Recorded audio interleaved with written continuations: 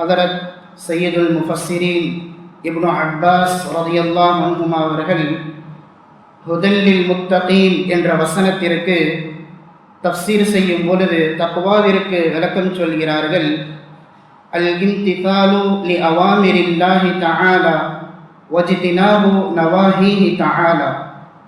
அல்லாஹு தஆலா எங்களுக்கு எதையெல்லாம் வாழ்க்கையில் கடமையாக்கி இருக்கானோ அந்த எல்லா விஷயங்களையும் எங்களுடைய வாழ்க்கையில் எடுத்து நடத்தி அமல் செய்வது, எதையெல்லாம் அல்லாஹு தஆலா எங்களை விட்டு விலக்கி இருக்கிறானோ அந்த எல்லா காரியங்களிலிருந்தும் நாங்கள் விலகி இருப்பதுதான் சரியான தக்வா என்பதாக இப்னு அப்பாஸ் ரலியல்லாஹு அன்ஹுமா அவர்கள் எங்களுக்கு விளக்கம் சொல்லித் தருகிறார்கள். அந்த அடிப்படையில் எங்களுடைய வாழ்க்கையில் அல்லாஹு தஆலா ஏவிய அனைத்தையும் எடுத்து நடந்து அல்லாஹு தஆலா விலக்கிய எல்லா காரியங்களையும் விட்டும் நாங்கள் தவிர்த்து கொள்வதற்கு, உண்மையான முத்தகீன்களாக வாழ்வதற்கு அல்லாஹ் நம் அனைவருக்கும் அருள் செய்வானாக. ஆமீன். அன்பான அல்லாஹின் நல்லடியார்களே, இன்னும் ஓரிரு கிழமைகளில் நாங்கள் துல்ஹிஜ்ஜாவை எதிர்நோக்கி இருக்கின்றோம்.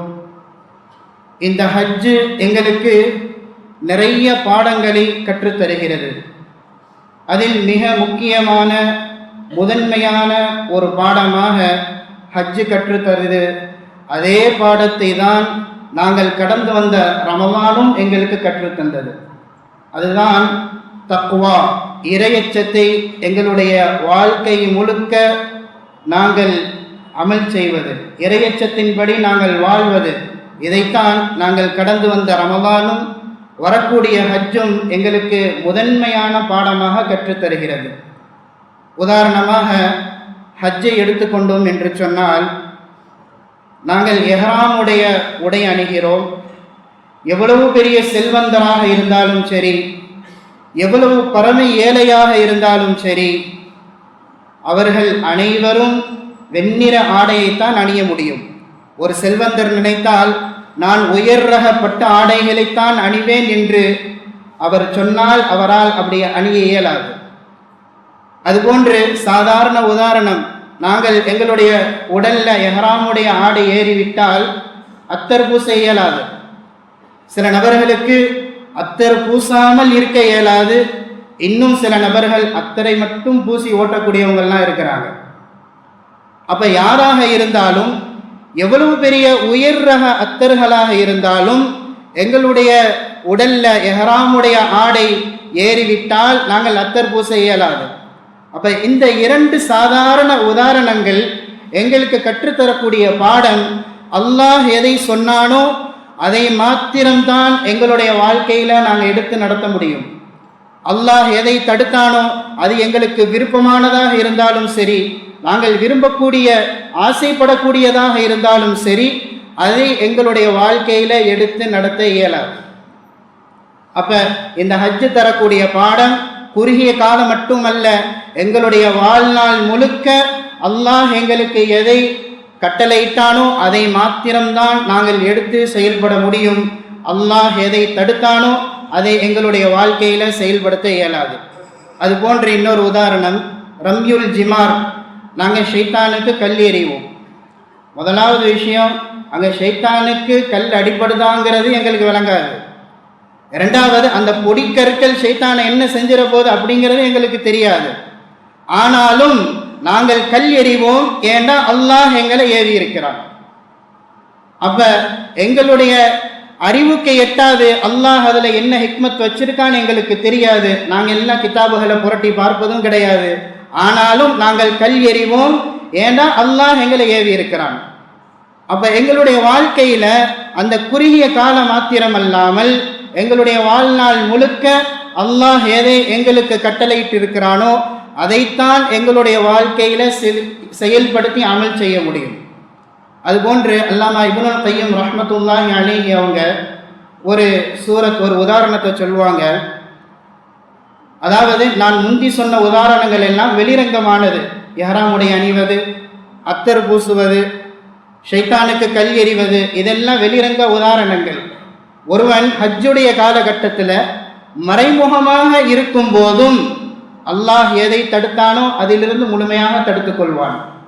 அதாவது யௌமுன் நஹர் பிறை 10 அன்று நாங்கள்லாம் மினாவிலிருந்து திரும்பி வந்த பிறகு ஹதிக்கு பிறகு ஹல்கு செய்து மொட்டையடித்து எங்களுடைய முதல் எஹராமை நாங்கள் கலைஞ்சிருவோம். அப்படி கலைந்த பிற்பாடு எதெல்லாம் எஹராம்னால ஹராமாக இருந்ததோ எல்லாம் ஹலால் ஆயிரும். ஆனால் ஜிமா மாத்திரம் நாங்கள் செய்ய இயலாது, மனைவியோடு ஒன்று கூட இயலாது. அப்படி யாருக்கு அந்த சிந்தனை அந்த இடத்துல வராது.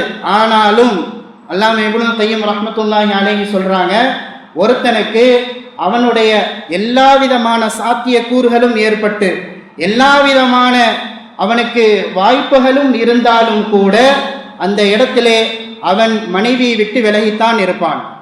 காரணம், அல்லாஹ் அவனை தடுத்திருக்கிறான். அப்ப இந்த ஹஜ் எங்களுக்கு கற்றுத்தரக்கூடிய பாடம், எங்களுடைய வாழ்நாள் முழுக்க அல்லாஹ் எங்களுக்கு எதை கட்டளை இட்டானோ அதை மாத்திரம்தான் நாங்கள் எடுத்து செயல்படுத்த முடியும். எதை விட்டெல்லாம் அல்லாஹ் எங்களை தடுத்தானோ அது எல்லாவற்றை விட்டும் நாங்கள் விலகி கொள்வதுதான் எங்களுக்கு ஹஜ் தரக்கூடிய பாடம். அதுபோன்று கடந்து வந்த ரமலான், உதாரணத்திற்கு ஒருத்தருக்கு சஹருக்கு நல்ல ஒரு உணவு கிடைக்குது, நல்ல அறுசுவை உணவு, நல்ல வெயிட்டான சாப்பாடு சாப்பிட்றாரு, தண்ணி குடிக்கிறாரு அல்லது தண்ணி மறந்துட்டாரு, ஏதோ உண்டு. சுகு தோந்துட்டு வராரு, நல்ல வெயில் காலம், சரியான சூடு, அப்போ கடுமையான தண்ணி தாகம் எடுக்கும். எங்களுடைய வாழ்க்கையில் அப்படி ஒரு அனுபவத்தை நாங்கள் எல்லாரும் ஒரு தடவையாவது அனுபவிச்சிருக்கோம். அப்போ கடுமையான சூடு, நல்ல தண்ணி தாகம். சமையல் அறைக்கு போகிறாரு, ஃப்ரிட்ஜை திறக்கிறாரு, நல்ல குளிர் காற்று அவர் மேலே வீசுது, ஏசி இல்லாட்டி சரி, நல்ல குளிர் காற்று வீசுது. அங்கே ஃப்ரிட்ஜுக்குள்ள ஒரு பாட்டிலில் தண்ணி அடைச்சி வைக்கப்பட்டிருக்குது, நல்ல குளிர்ந்த தண்ணி, மதுரமான தண்ணீர். அவருடைய பார்வையெல்லாம் பறிக்குது, அதை எடுத்து எப்படியாவது குடிக்க வேண்டும் என்று. ஆனால் எங்களில் யாரும் நாங்கள் அப்படி செய்ய மாட்டோம். எங்களை யாரும் பார்க்கல, எங்களை சுற்றி யாரும் இல்லை, ஆனாலும் நாங்கள் அந்த காரியத்தை செய்ய மாட்டோம். காரணம், அல்லாஹ் எங்களை பார்த்து கொண்டிருக்கிறான், எங்களுடைய நோன்பு முறிந்துவிடும். அதனால எங்களுடைய அந்த தருணத்தில் நாங்கள் யாரும் அந்த காரியத்தை செய்ய மாட்டோம். அது போன்றுதான் எங்களுடைய வாழ்நாள் முழுக்க அல்லாஹ் எதையெல்லாம் எங்களை விட்டு தடுத்தானோ அந்த எல்லா காரியங்களை விட்டும் நாங்கள் விலகி இருக்க வேண்டும். அதைத்தான் அண்ணலம் பெருமானார் ஸல்லல்லாஹு அலைஹி வஸல்லம் அவங்க சொல்லுவாங்க, இத்தகில்லாஹ ஹைசுமா குன்த். உங்களுடைய வாழ்க்கையில எங்க இருந்தாலும், எப்படி இருந்தாலும், எப்பேற்பட்ட சந்தர்ப்பம் ஏற்பட்டாலும், என்ன சுச்சுவேஷனாக இருந்தாலும் அல்லாஹ்வை நீங்கள் அஞ்சிக் கொள்ளுங்கள் என்று நபி அவர்கள் நமக்கு கட்டளையிடுறாங்க. புகாரி முஸ்லீமுடைய ஒரு பிரபலமான ஹதீஸ் நாங்கள் எல்லாம் அதிகமாக கேள்விப்பட்டிருப்போம். 3 நபர்கள் குகைக்குள்ள சிக்கிக்கிறாங்க. அவங்களுடைய இஹ்லாஸான அமல்களை கொண்டு அல்லாஹ்ட்ட துவா செய்கிறாங்க, அல்லாஹ் அவங்களுக்கு விடுதலை செய்கிறான். அப்போ இந்த ஹதீஸில் ஒரு நபரை பற்றி அண்ணல் பெருமானார் ஸல்லல்லாஹு அலைஹி வஸல்லம் அவங்க சொல்லும் பொழுது, அல்லாஹும்ம இன்னஹு கானத் லி இப்னத்து அம்மின், யா அல்லாஹ் எனக்கு ஒரு சொந்தக்கார பெண் இருந்தால், கானத் அஹப்பன் நாஸி இலைய, அவள் தான் எனக்கு மக்களிலேயே ரொம்பவும் நேசத்திற்குரியவள், எனக்கு மிகவும் பிரியமானவள், நான் நேசிக்கக்கூடிய ஒரு பெண். நான் அவளை அடைவதற்கு எவ்வளவோ முயற்சி செய்தேன். ஃபம்தனஅத் மின்னி, ஆனால் அவள் என்னிடமிருந்து தடை போட்டே வந்தாள். ஆனால் ஒரு காலம் வந்தது, ஃபஅலம்மத் பிஹா ஸனத்தும் மினஸ் ஸினீன், அவளுக்கு ஒரு கஷ்டமான காலம் ஒன்று வந்தது. ஃபஜாஅத்னி, என்னிடத்திலே வந்தாள், உதவி கூறினாள். நான் அவளுக்கு உதவியும் செய்தேன், 120 தீனார்கள் கொடுத்து உதவி செய்தேன். ஆனால் ஒரு நிபந்தனையும் வைத்தேன், அன் துஹல்லிய பைனி வ பைன நஃப்ஸிஹா, என்னுடைய இச்சைக்கு அவளை இரையாக்க வேண்டும் என்று நான் அவளிடத்திலே நிபந்தனை வைத்தேன். அவளுடைய சூழ்நிலை, அவள் ஒத்துக்கொண்டாள், ஃபஃஅலத், அவள் ஒத்துக்கொண்டாள். ஆனால் நான் அவளை நெருங்கிய சமயத்தில் அவளுடைய உள்ளத்திலிருந்து வந்த வார்த்தை, இத்தகில்லாஹ், அல்லாஹ்வை அஞ்சிக்கொள், அல்லாஹ்வை அஞ்சிக்கொள், ஹலாலான முறை அன்றி என்னிடத்திலே நீ ஒன்று சேர இயலாது என்று அவளுடைய உள்ளத்திலிருந்து வந்த அந்த வார்த்தை என்னுடைய உள்ளத்தை உலுக்கியது. நான் பயந்தேன், அல்லாஹ்வை அஞ்சினேன். யா அல்லாஹ், இந்த காரியத்தை உனக்காண்டி நான் செய்திருந்தா என்னுடைய இந்த சூழ்நிலையிலிருந்து என்னை நீ பாதுகாத்துன்னு அவர் துவா கேட்பார். அல்லாஹ் அவருக்கு வெற்றியும் கொடுத்தான். அப்ப எங்களுடைய எல்லா சூழ்நிலையும் அல்லாஹ் பார்த்து கொண்டு தான் இருக்கிறான். எங்களுடைய மறைமுகத்தையும் எங்களுடைய வெளிரங்கத்தையும் நாங்கள் ரகசியமாக செய்யக்கூடிய எல்லாவற்றையும் அல்லாஹ் பார்க்கிறான். அவருடைய அந்த காரியத்தை யாரும் பார்க்கல, யாருக்கும் தெரியாது, அல்லாஹுக்கு மாத்திரம்தான் தெரிந்திருந்தது. அதனால் அல்லாஹ் அவருக்கு வெற்றியும் கொடுத்தான். அப்ப எங்களுடைய எல்லா சூழ்நிலையும் அல்லாஹ் கண்காணிக்கின்றான். யஅலமு ஹாயினத்தல் அயுனி வமா துஃபிஸ் சுதூர்.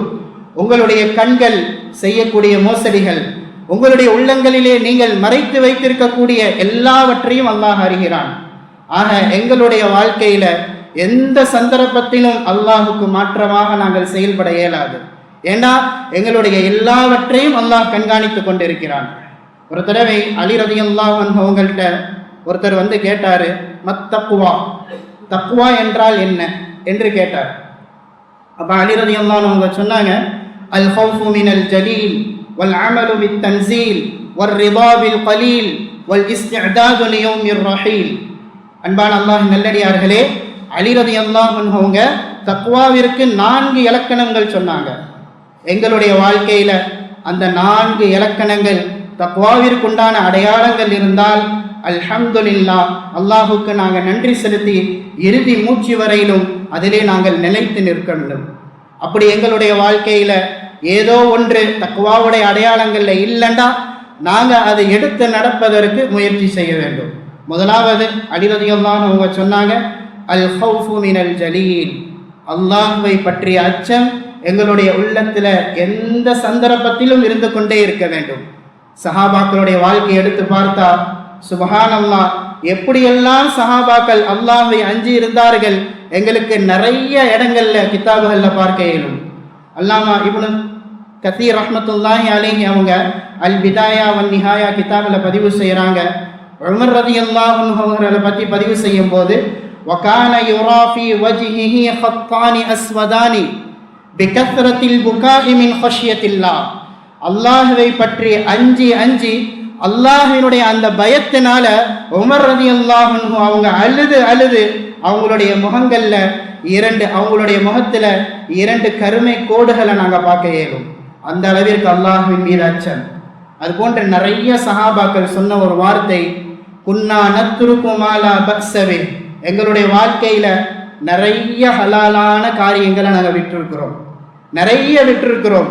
எங்களுக்கு ஒரு சின்ன சந்தேகம் தான் இருக்கும், நாங்க எங்க வாழ்க்கையில அதை எடுத்து செய்ய மாட்டோம்.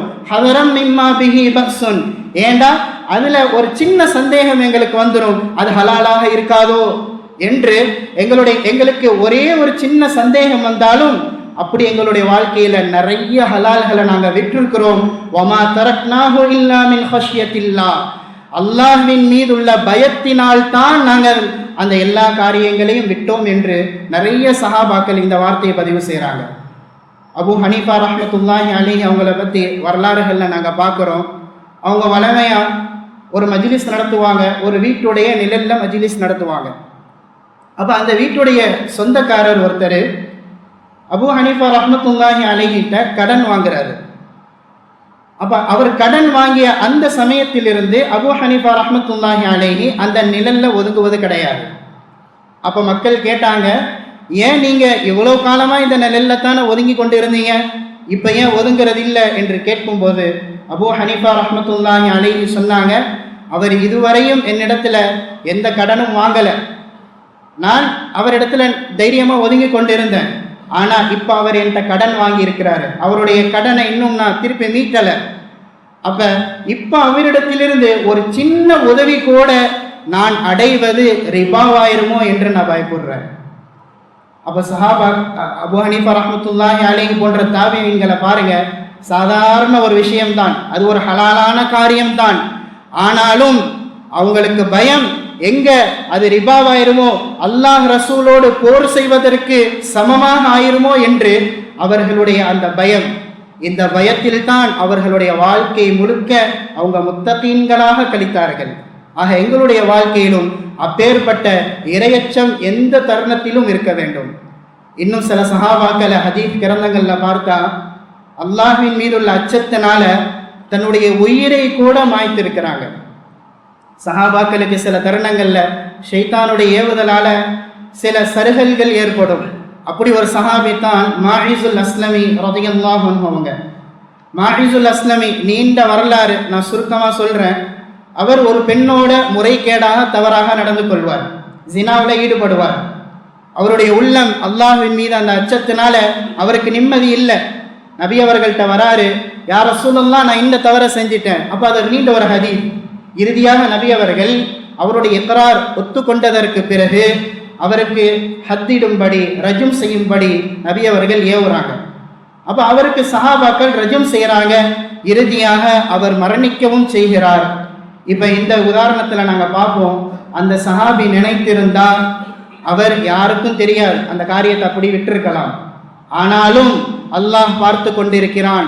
நாளை மறுமையில நான் இந்த தவறோடு எப்படி அல்லாஹுக்கு முன்னால நான் நிற்க இயலும் என்று அல்லாஹ்வின் மீது இருந்த அந்த அச்சத்தினால அவருக்கு நன்றாவே தெரியும், நான் கல்லால் அடித்து கொல்லப்படுவேன் என்று தெரியும். அந்த கல்லுடைய அடியினுடைய வலி என்னவென்பதையும் அவர் முன்னதாகவே உணர்ந்துதான் இருந்திருப்பார்.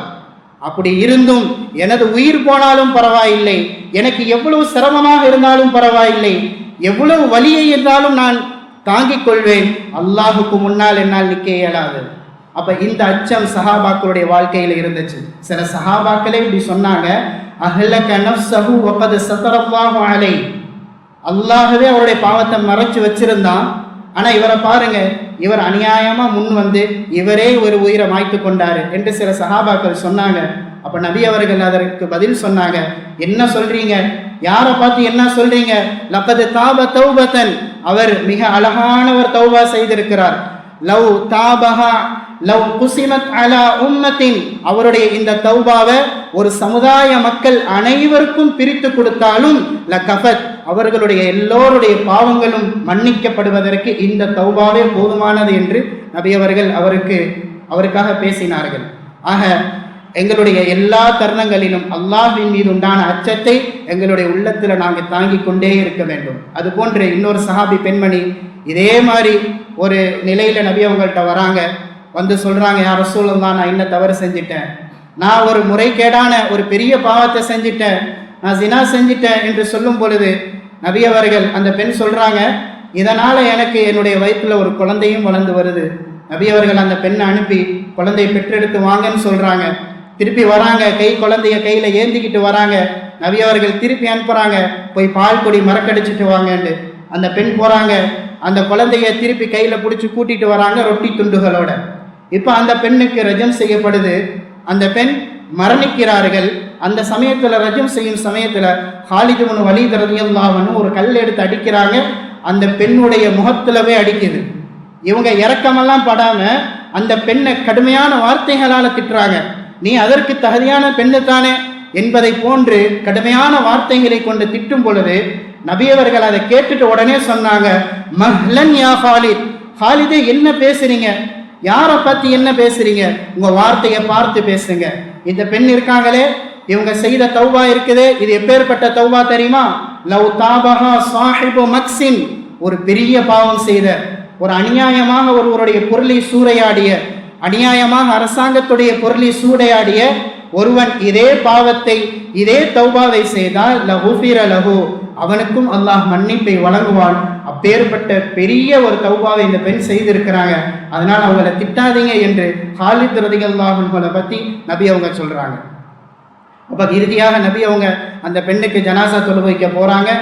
அப்போ உமர் ரலியல்லாஹு அன்ஹு கேட்கிறாங்க, அத்துஸல்லி அலைஹா வகத் ஸனத், யா ரசூலல்லாஹ், இந்த பெண் ஸினா செய்திருக்க, இவங்களுக்கு நீங்க தொலை வைக்க போறீங்களா அப்படின்னு கேட்கும் பொழுது அண்ணல பெருமானார் ஸல்லல்லாஹு அலைஹி வஸல்லம் சொன்னாங்க, உமரே என்ன சொல்றீங்க, இந்த பெண்ணுடைய தௌபா எவ்வளவு மகத்துவமான தௌபா தெரியுமா, எவ்வளவு உன்னதமான தௌபா தெரியுமா? மதீனாவாசிகள்ல 70 நபர்களுக்கு இந்த பெண்ணுடைய தௌபாவை நாங்க பங்கிட்டு கொடுத்தா லவஸிஅத்ஹும், அந்த அனைவருடைய பாவங்களும் மன்னிக்கப்படும். அவ்வளவு மகத்துவமான தௌபாவை இந்த பெண் செஞ்சிருக்கிறாங்க என்று சொல்லிட்டு நபி அவங்க சொன்னாங்க, வஹல் வஜத்த தௌபத்தன் அஃதல மின் ஜாதத் நஃப்ஸஹா லில்லாஹி தஆலா, அல்லாஹுக்காக தன்னுடைய உயிரையே மாய்த்து கொண்ட ஒரு சிறந்த தௌபாவை விட ஒரு தௌபாவை நீங்க உங்க வாழ்க்கையில பார்த்திருக்கீங்களா என்று அண்ணல பெருமானார் ஸல்லல்லாஹு அலைஹி வஸல்லம் உமர் ரலியல்லாஹு அன்ஹு கேட்டாங்க. அன்பான அல்லாஹ்வின் நல்லடியார்களே, நாங்க யோசிச்சு பார்க்கணும், அந்த பெண் முதலாவது முறையீட்டுக்கு பின்னால கிட்டத்தட்ட 2.25 வருஷம் கழித்து அந்த தண்டனை கொடுக்கப்படுது. அப்படி என்றா அந்த 2.25 வருஷத்துல அந்த பெண்ணுடைய மனம் மாறி இருக்கலாம். 2.25 வருஷத்துல அந்த பெண்ணுடைய மனம் மாறி இருக்கலாம். குறிப்பாக அந்த பச்சிளம் குழந்தையை கையில தூக்கி கொண்டு வரும்போது மனம் மாறி இருக்கலாம். அதையும் தாண்டி அந்த பிள்ளை வளர்ந்து தன்னுடைய தாயோடு விளையாடக்கூடிய அந்த சமயத்திலாவது மனம் மாறி இருக்கலாம். ஆனால் அல்லாஹ்வின் மீது இருந்த அச்சம் அந்த பெண்ணுடைய மனதை மாற்றவில்லை. அந்த பெண் இறுதியாக தன்னுடைய உயிர் போனாலும் பரவாயில்லை, எனக்கு எவ்வளவு சிரமம் ஏற்பட்டாலும் பரவாயில்லை, என்ன வழியாக இருந்தாலும் பரவாயில்லை, நான் அல்லாஹ்வின் மீது உள்ள அச்சத்தினால் நான் இந்த தௌபாவை செய்தே ஆக வேண்டும் என்று அந்த பெண் தன்னுடைய உயிரை மாய்த்து கொண்டார்கள். ஆக அல்லாஹின் நல்லடியார்களே, இதுதான் சஹாபாக்களுடைய ஹவுஃப். அல்லாஹின் மீது இருந்த அந்த அச்சம் எங்களுடைய வாழ்க்கையிலும் அப்பேற்பட்ட அச்சம் வாழ்நாள் முழுக்க இருக்க வேண்டும். எங்களுடைய எந்த சந்தர்ப்பமாக இருந்தாலும், எந்த சூழ்நிலையாக இருந்தாலும் அல்லாஹ்வின் மீது உள்ள அச்சம் எங்களுக்கு எல்லா தருணங்களிலும் இருக்க வேண்டும். அடுத்ததாக அலி ரலியல்லாஹு அன்ஹு தக்வாவுக்கு இலக்கணம் சொன்னாங்க, அல் அமலு பித் தன்சீல். அல் குர்ஆனுடைய வாழ்க்கையை நாங்கள் வாழணும். குர்ஆன் என்ன சொல்கிறதோ அதன்படி நாங்கள் எங்களுடைய மனதுக்கு விருப்பமாக இல்லாவிட்டாலும் நாங்கள் அதன்படித்தான் அமல் செய்ய வேண்டும். அல்லாஹு தாலா சூரத்து நூருடைய 22வது வசனத்துல வல் யஃபு வல் யஸ்ஃபஹு அலா துஹிப்பூன அன் யஃபிரல்லாஹு லகும், இந்த வசனத்தின் கீழே முஃபஸ்ஸிரீன்கள் ஒரு வரலாற்று நிகழ்வு பதிவு செய்கிறாங்க. நீண்ட வரலாறு, நான் சுருக்கமாக சொல்கிறேன். ஆயிஷா ரலியல்லாஹு அன்ஹா அவங்கள பற்றி இட்டு கட்டப்பட்டுச்சு, எங்களுக்கு எல்லாம் தெரியும். அந்த சந்தர்ப்பத்தில் இட்டு கட்டியவர்களில் ஒருத்தர் தான் மிஸ்தஹ் ரலியல்லாஹு அன்ஹு. நபியவர் அபூபக்கர் ரலியல்லாஹு அன்ஹு அவங்களுடைய வளர்ப்பில், அவங்களுடைய அரைவணப்பில் வளர்ந்து வந்தவர் தான் மிஸ்தஹ் ரலியல்லாஹு அன்ஹு. அபூபக்கர் ரலியல்லாஹு அன்ஹு அவருக்காண்டி எல்லா விதமான செலவுகளையும் பொறுப்பேற்று செஞ்சுக்கிட்டு வந்தாங்க. அப்போ எப்போ இட்டு கட்டிய இந்த சம்பவம் அபூபக்கர் ரலியல்லாஹு அன்ஹு உங்களுக்கு தெரிஞ்சிச்சோ, தன்னுடைய மகளை இட்டு கட்டி விட்டாரு அப்படிங்கிற ஒரே காரணத்துக்காக வேண்டி அந்த நபரை சத்தியமிட்டு சொன்னாங்க, இனிமேல் ஒருபோதும் இவருக்காக நான் எந்த உதவிகளும் செய்ய மாட்டேன் என்று சபதம் எடுத்துக்கொண்டார்கள். ஆனால் அந்த தருணத்தில் தான் அல்லாஹ் இறைவசனத்தை இறக்கினான், வல் யஃபு வல் யஸ்ஃபஹு அலா துஹிப்பூன அன் யஃபிரல்லாஹு லகும். நீங்கள் இணங்கி வாழ வேண்டாமா? நீங்கள் மன்னிக்க வேண்டும், நீங்கள் இணங்கி வாழ வேண்டும். அலா துஹிப்பூன அன் யஃபிரல்லாஹு லகும், அல்லாஹ் உங்களை மன்னிக்க வேண்டும் என்று நீங்கள் பிரியப்படவில்லையா என்ற ஒரே ஒரு வசனம் தான். உடனே அபூபக்கர் ரலியல்லாஹு அன்ஹு சொன்னாங்க, பலா வல்லாஹி இன்னீ லா உஹிப்பு அன் யஃபிரல்லாஹு லி, ஏன் இல்லை, அல்லாஹ் என்னை மன்னிக்க வேண்டும் என்று நான் விரும்புகிறேன் என்று சொல்லி அவருடைய மனசு எவ்வளவு புண்பட்டிருக்கும் நாங்கள் யோசிச்சு பார்க்கணும். தன்னுடைய மகளை ஒருத்தர் இட்டுக்கட்டி பேசியிருக்கிறாரு, தவறாக பேசியிருக்கிறாரு, அதற்காக வேண்டி இவங்க சபதமும் எடுத்திருக்கிறாங்க, அவருக்கு எந்த உதவியும் செய்ய மாட்டேன் என்று இருந்த போதிலும் ஒரே ஒரு திருவசனம் தான். அவர் அபூபக்கர் ரலியல்லாஹு அன்ஹு அவங்க எப்படி மாறினாங்க, நாங்கள் போய் பார்த்தா சொல்லுவோம், இந்த அபூபக்கர் ரலியல்லாஹு அன்ஹு இந்த மிஸ்தக நான் உதவி செய்ய மாட்டேன் சபதம் எடுத்தாங்க அப்படின்னு சொல்ற அளவுக்கு அவர்கள் முழுமையாக மாறினார்கள். உடனே தன்னுடைய சத்தியத்தை முறிச்சாங்க. அவருக்கு நான் இறுதி காலம் வரையிலும் அவருக்கு நான் உதவி செய்வேன் என்று மறுசத்தியம் செய்தார்கள். இதுதான் சஹாபாக்களுடைய நிலை. அவர்களுடைய வாழ்க்கையில எப்பேற்பட்ட சூழ்நிலையாக இருந்தாலும், அவர்கள் எவ்வளவு பெரிய மனதுக்கு கஷ்டமாக இருந்தாலும் அல்லாஹ் ஒரே ஒரு வார்த்தை சொல்லிவிட்டால் அதை முழுமையாக எடுத்து அமல் செய்பவர்களாக சஹாபாக்கள் இருந்தாங்க. இதுதான் தக்வாவுடைய இரண்டாவது இலக்கணம். ஹதரத் அப்துல்லாஹி இப்னு உமர் ரலியல்லாஹு அன்ஹு அவங்களை பற்றி வரலாற்றுகளில் பதிவு செய்கிறாங்க. அவங்க ஒட்டகத்தை விற்கக்கூடிய ஒரு நபராக இருந்தாங்க. அப்படி ஒருத்தருக்கு ஒட்டகத்தை விற்கும் பொழுது வியாபாரம் எல்லாம் பேசி முடிச்சாச்சு, இன்னும் கை மாத்தலை. அப்போ இன்னொருத்தர் வராரு சொல்றாரு, இப்னு உமரே இந்த ஒட்டகத்தை எனக்கு தந்துடுங்க, நான் உங்களுக்கு கூடுதல் சல்லி தந்துடுறேன், நான் உங்களுக்கு கூடுதல் விலை தரேன், எனக்கு இந்த ஒட்டகத்தை தந்துடுங்க அப்படின்னு சொல்லும் பொழுது இப்னு உமர் ரலியல்லாஹு அன்ஹு அவங்க சொன்னாங்க, நான் எப்படிங்க உங்களுக்கு தர முடியும், லகத் அஅதைது கலிமதி லி அகில் முஸ்லிம், என்னுடைய முஸ்லிமான இன்ன சகோதரருக்கு நான் வாக்குறுதி கொடுத்த பிறகு எப்படி உங்களுக்கு தர முடியும் என்று இப்னு உமர் ரலியல்லாஹு அன்ஹு அவங்க சொன்னாங்க. மீண்டும் அந்த வந்த நபர் சொன்னாரு, இல்லை நான் இன்னும் கூடுதல் சொல்லி தரேன், எனக்கு தந்துடுங்க அப்படின்னு சொல்லும் பொழுது உடனே இப்னு உமர் ரலியல்லாஹு அன்ஹு யா அய்யுஹல்லதீன ஆமனு அவ்ஃபூ பில் உகூத் என்று அல்லாஹ் சொல்லவில்லையா, ஈமான் கொண்ட விசுவாசிகளே உங்களுடைய வாக்குறுதிகளை நிறைவேற்றுங்க என்று அல்லாஹ் உங்களுக்கு சொல்லவில்லையா, இந்த ஆயத்தை உங்களுக்கு தெரியாதா? அப்ப அல்லாஹ் இப்படி சொல்லி இருக்க நான் எப்படி அவருக்கு நான் மாறுதல் செய்ய முடியும்? வகைஃப அகூனு, நான் எப்படி மோசடி செய்ய முடியும், வகத் அக்கத்துஹு, நான் அவருக்கு வாக்குறுதி கொடுத்திருக்கேன், அந்த வாக்குறுதிக்கு நான் எப்படி மோசடி செய்ய முடியும் என்று இப்னு உமர் ரலியல்லாஹு அன்ஹு அவங்க சொன்னாங்க.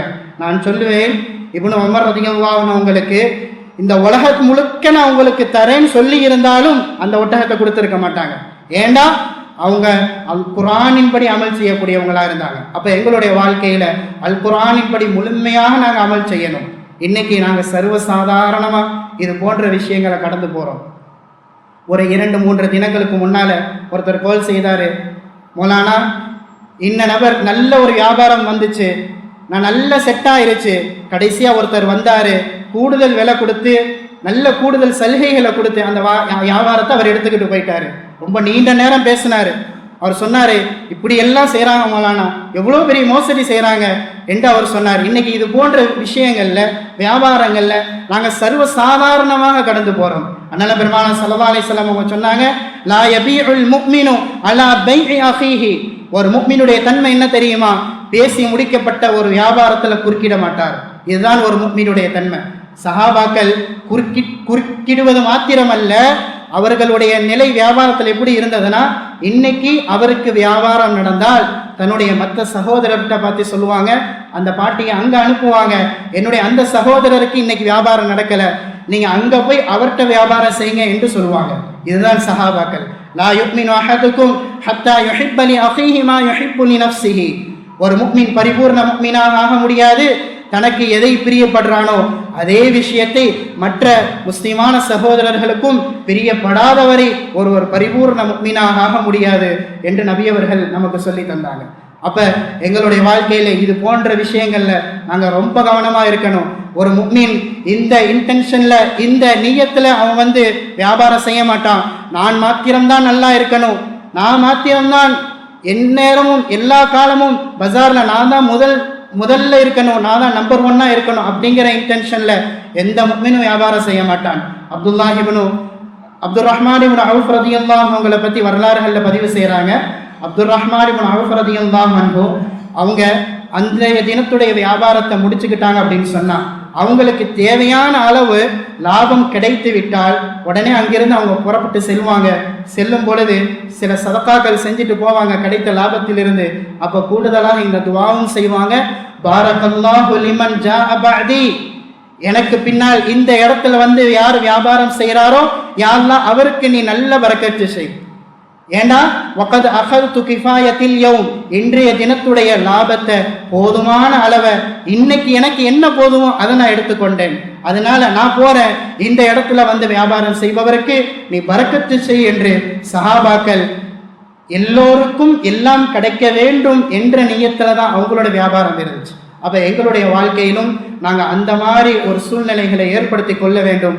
இது போன்று எல்லோருக்கும் கிடைக்க வேண்டும் என்ற இந்த தன்மை எங்கள்கிட்ட வரணும்டா அதுக்கு ஒரு மகத்தான பண்பு போதும் என்ற மனம் எங்களிடத்துல வரணும். அதைத்தான் அலி ரலியல்லாஹு அன்ஹு அவங்க 3வது தக்வாவினுடைய இலக்கணமாக சொன்னாங்க, ஒரு ரிதா பில் கலீல், போதும் என்ற மனம் எங்கள்கிட்ட வரணும். நபி அவர்கள் சொல்லுவாங்க, வகத் அஃப்லஹ மன் அஸ்லம வருஸிக கஃபாஃபன் வகன்னஅஹு அல்லாஹு பிமா ஆதாஹு, ஒருத்தனுக்கு அல்லாஹ் அவனுக்கு இஸ்லாத்தினுடைய பாக்கியத்தை கொடுத்து அவன் முஸ்லீமாக இருக்கிறான், அவனுக்கு போதுமான அளவு ரிஸ்கும் கொடுக்கப்பட்டிருக்குது, நல்ல போதுமான அளவு அவனுக்கு எல்லாம் இருக்குது, இதை கொண்டு யார் பொருந்திக் கொள்றானோ அவதான் வெற்றியாளன் என்று நபி அவர்கள் சொன்னாங்க.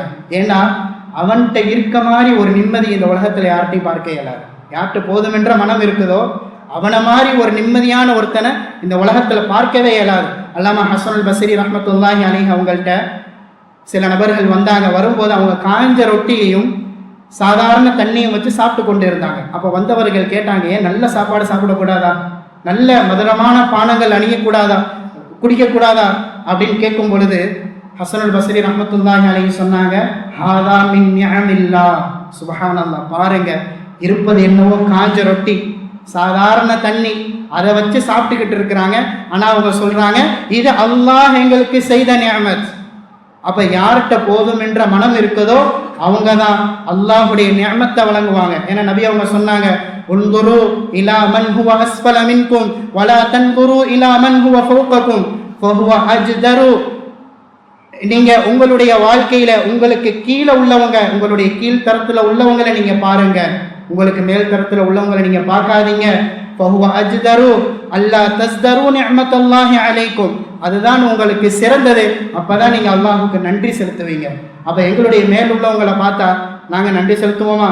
என்ன அவனுக்கு இவ்வளவு இருக்குது, எனக்கு ஒண்ணுமே இல்லையே அப்படின்னு அல்லாஹ்வுடைய நியாமத்தை மறுக்கத்தான் செய்வோம். ஆனா எங்களுடைய கீழ் நிலையில உள்ளவங்களை நாங்க பார்த்தா அல்லாஹ் எங்களை நல்லா வச்சிருக்கிறானே என்று அல்லாஹுக்கு நாங்க நன்றி செலுத்துவோம். அப்ப மூன்றாவதாக அலி ரலியல்லாஹு அன்ஹு அவங்க சொன்ன இலக்கணம் அர்-ரிதா பில் கலீல், போதும் என்ற மனம் எங்களிடத்தில் இருக்கிறோம். நான்காவது அலி ரலியல்லாஹு அன்ஹு அவங்க சொன்னாங்க அல்-இஸ்திஅதாது லியௌமிர் ரஹீல், நாளை மறுமையுடைய தயாரிப்புல எந்நேரமும் நாங்கள் இருந்து கொண்டே இருக்கணும். அல்லாஹ் தஆலா சூரத்துல் ஹஷ்ர்ல சொல்லி காட்டுவான், யா அய்யுஹல்லதீன ஆமனு தகுல்லாஹ வல் தன்துர் நஃப்ஸும் மா கத்தமத் லிகத், ஈமான் கொண்ட விசுவாசிகளே அல்லாஹ்வை நீங்கள் அஞ்சிக் கொள்ளுங்கள். அல்லாஹ்வை அஞ்சுறதுனா என்ன? நாளை மறுமை நாளுக்காக வேண்டி ஒவ்வொரு ஆன்மாவும் என்ன தயாரிப்பு செய்து வைத்திருக்கிறது என்பதை சிந்தித்து பார்க்கட்டும் என்று அல்லாஹ் தஆலா எங்களுக்கு சூரத்துல் ஹஷ்ர்ல சொல்லி காட்டுவோம். அப்ப எங்களுடைய வாழ்க்கையில நாங்க நாளை மறுமையுடைய தயாரிப்புல நாங்க எவ்வளவு தயாரிப்பு செய்து வைத்திருக்கிறோங்கிறத யோசிச்சு பார்க்கணும். அப்ப அலி ரலியல்லாஹு அன்ஹு அவங்க சொன்ன 4 இலக்கணங்கள் தக்வாவுக்கு, முதலாவது அல் ஹௌஃபு மினல் ஜலீல், அல்லாஹ்வை பற்றிய அச்சம். இரண்டாவது வல் அமலு பித் தன்சீல், அல் குர்ஆனுடைய வாழ்க்கையை வாழ்வது. மூன்றாவது வல் ரிதா பில் கலீல், போதுமென்ற மனம் இருப்பது. நான்காவது வல் இஸ்திஅதாது லியௌமிர் ரஹீல், நாளைக்கு மறுமைக்கு உண்டான தயாரிப்புகள் இருப்பது. கடைசியா ஒரே ஒரு இறைவசனத்தை சொல்லி முடிச்சு கொள்றேன். அல்லாஹ் தஆலா சூரத்துல் ஹதீத்ல சொல்லி காட்டுவான், யா அய்யுஹல்லதீன ஆமனு அலம் யக்னி லில்லதீன ஆமனு அன் தக்ஷஅ குலூபுஹும் லிதிக்ரில்லாஹ். இந்த இறைவசனத்தோடு ஃபுதைல் இப்னு இயாத் ரஹ்மத்துல்லாஹி அலைஹி அவங்கள குறித்து ஒரு நிகழ்வு சொல்லுவாங்க. ஃபுதைல் இப்னு இயாத் மிக சிறந்த இறைநேசர். எல்லா பெரிய பெரிய பாதுஷாக்கள் எல்லாம், ஹாரூன் ரஷீத் போன்றவங்கள் எல்லாம் இவங்கள்ட்ட வந்து தக்வாவை படிச்சுட்டு போவாங்க. அந்த அளவுக்கு மிகப்பெரிய இறைநேசர் ஃபுதைல் இப்னு இயாத். ஆனா இவருடைய முந்தைய நிலை அப்படி இல்லை. வரலாறுகள்ல பதிவு செய்யறாங்க, மிக மோசமான மனிதர் ஃபுதைல் இப்னு இயாத். ஏண்டா அவர் வழிப்பறி கொள்ளையராக இருந்தார். இரவுகள்ல ஒவ்வொரு வீடாக ஏறி ஏறி வீடுகள்ல திருட்டு செய்யக்கூடியவராக இருந்தார் ஃபுதைல் இப்னு இயாத். அப்படி திருடும் போதுதான், ஒரு வீட்டுடைய சுவற்றில் ஏறும் போதுதான் அந்த வீட்டுக்குள்ளேந்து இந்த ஆயத்தை ஓதக்கூடிய சத்தம் கேட்டது. அலம் யக்னி லில்லதீன ஆமனு அன் தக்ஷஅ குலூபுஹும் லிதிக்ரில்லாஹ், முஃமின்களே அல்லாஹ்வை அஞ்சுவதற்குண்டான நேரம் உங்களுக்கு இன்னும் வரவில்லையா என்ற இந்த ஆயத்தை கேட்டதுதான் தாமதம். உடனே அவருடைய நெஞ்சை அது உலுக்கியது.